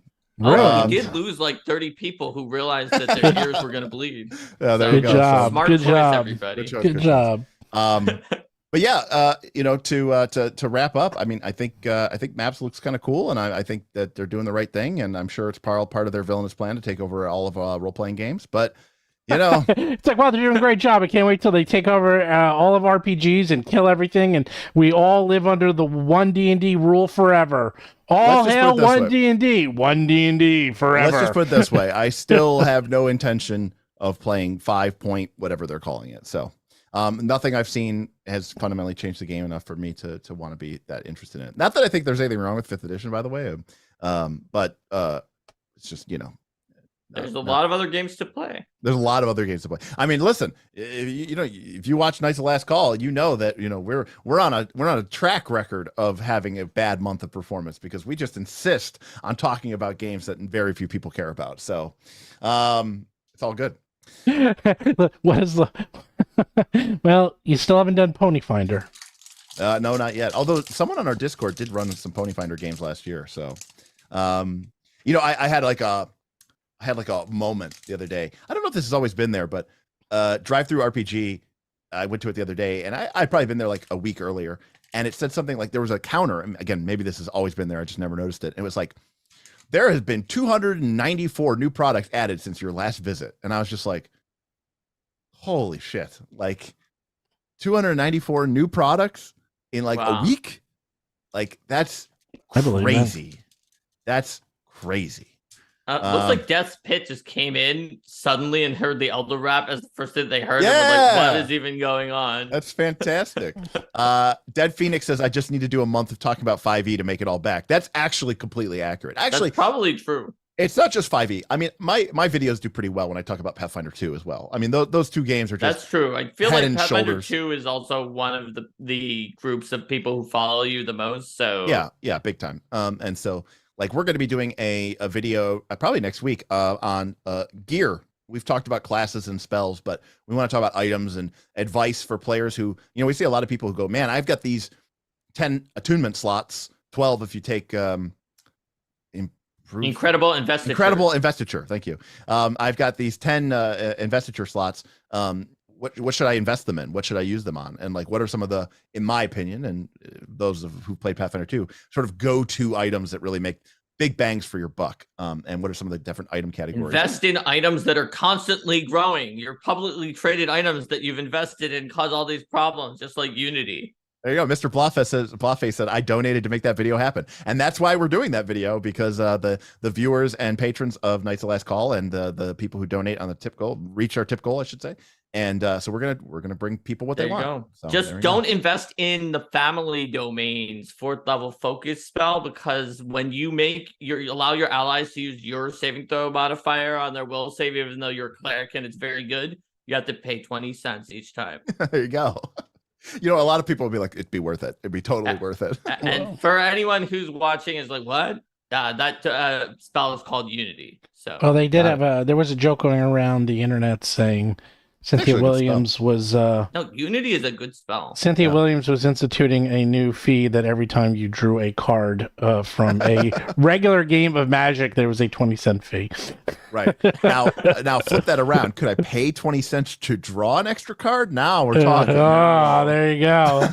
Like you know what? You're playing Arena and your hand's there. They're not and then going to do a pay. Oh, this to wasn't win. Arena, Maybe this they'll was- let you mulligan in Yeah. extra time. There you go. If you pay. There you You go. know, that's the All thing. If they ever went down that path, oh boy, people Yeah, would be It would be bad. paying big money to get those I think extra that cards. people would notice if you drew an extra card. So it would be like pay to like put the card back into the bottom of your deck or something like that and draw another one without showing the other player that you did something. No, All right, no, boys, you want them I to gotta see go. it. So they that's All the whole right, point. Take care. Then they everybody. pay for it too. All right. Thanks everybody for hanging out and with us again. Keep an eye open. Again, this was sort of a shadow announcement, but I look forward to hopefully seeing you all either here on Roll for Combat or over on my own channel, Knights of Last Call, if you want to check us out. Or in Vegas. Or Yeah. I have met up twice with people from the internet, from the Patreon in Vegas. So if What you're in happens Vegas, at Derek's birthday stays at Derek's birthday. exactly. I can only imagine what's going to happen. Nothing. I'm going to. Well, probably we have sit by- exactly 150 likes for the Elder Wrap. That is very fitting. Well, if we had 162, it would be very fitting. All right. That's true. Bye, everybody.